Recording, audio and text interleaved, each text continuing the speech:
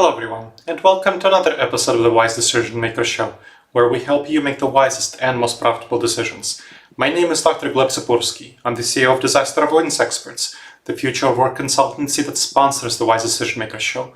And today I want to share with you about why a flexible hybrid work model is key to employee retention. Now, there have been shifting attitudes toward office work. A recent survey of US workers by the job site list Monster, it shows that 26% of workers would rather undergo root canal than work in an office 5 days a week. That's over a quarter of employees. That's huge. 38% would quit a job that required just 1 day on site. So a large number of people want full-time remote work. And these statistics show a clear shift in worker attitudes toward the traditional office environment. And here, this intersects with the shifting trends in the plans for small, medium enterprises in how many employees to have. The top concern for leaders in small, medium enterprises is hiring and retaining talented staff.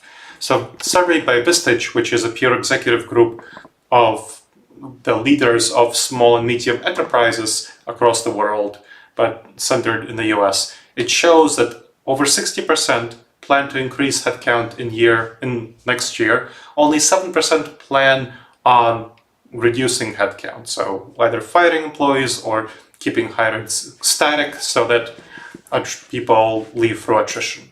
Small, medium enterprises aren't following in the lead of large companies, especially in the tech sector, that are making headlines with layoffs.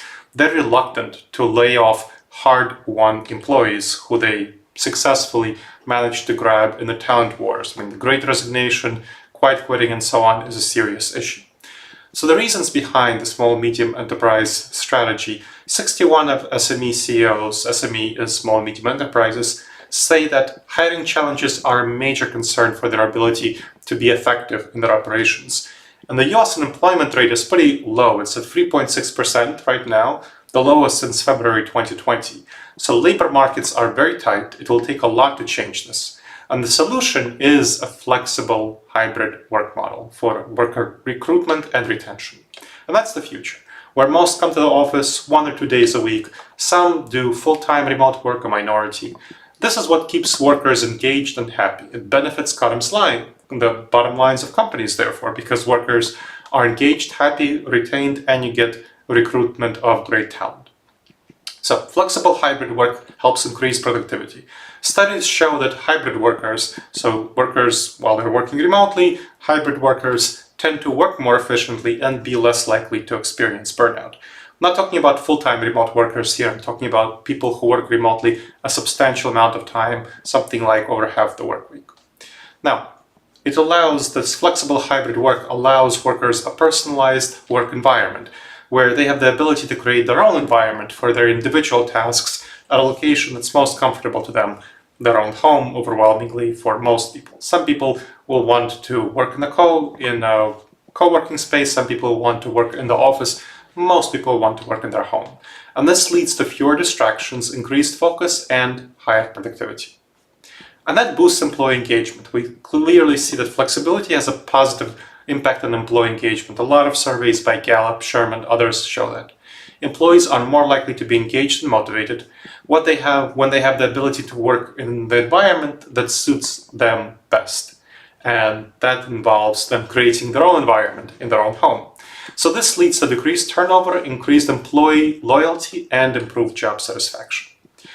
And there's a big benefit for employers where you access wider talent pool through flexible work, because you can hire talent anywhere if you allow them full-time remote work, or if you allow them pretty flexible hybrid work arrangements where maybe they come to the office for a day a week, then they can still work something like they can still live a couple of hours away from your office and just commute for one long commute a week.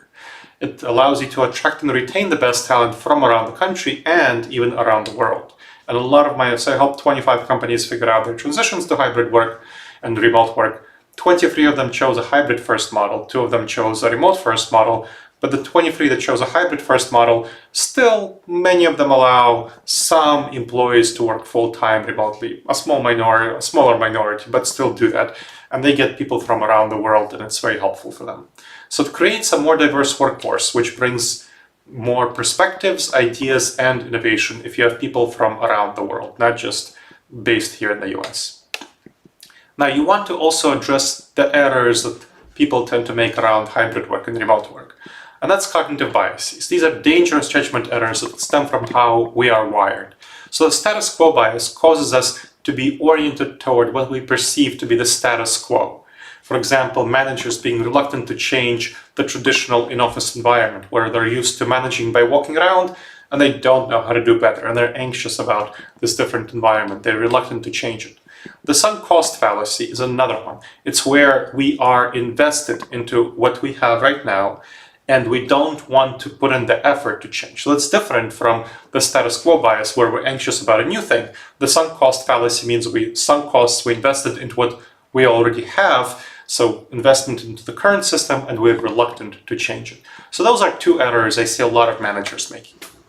How do you overcome these biases? Well, you need to gather data and conduct your own studies on how flexible hybrid work internally impacts your employee productivity, your engagement, and your turnover. And I can guarantee to you that this data will show you that implementing the flexible work model will boost your employee productivity, engagement, and turnover. Okay, and how do you implement a flexible hybrid work model? It can seem challenging, but it can be done successfully if you have proper planning and communication. You want to have clear expectations and guidelines for the time that workers spend working remotely in this model, such as specific hours of availability, that there's regular communication with team members. These tend to be issues, and you need to think about them and prepare for them in advance. You want to provide people, your employees, with tools and resources, and your managers, of course. So this includes a reliable internet connection, secure virtual communication platform, so Zoom and so on, with appropriate security. And you want to provide training on hybrid work best practices and technology. A hybrid work consultant can help ensure a smooth transition, so consider that. A flexible hybrid work model is very helpful because, to sum up, the shift in worker attitudes is undeniable. Companies that fail to adapt to this change risk losing talented employees. A hybrid work model is the future for anyone who cares about worker retention, increased productivity, and access to a wide talent pool, and finally, cost savings. All right, everyone. I hope you enjoyed this episode of the Wise Decision Makers Show. Please make sure to subscribe wherever you checked out the show and leave a review. It helps others discover the show, and it helps us improve the show.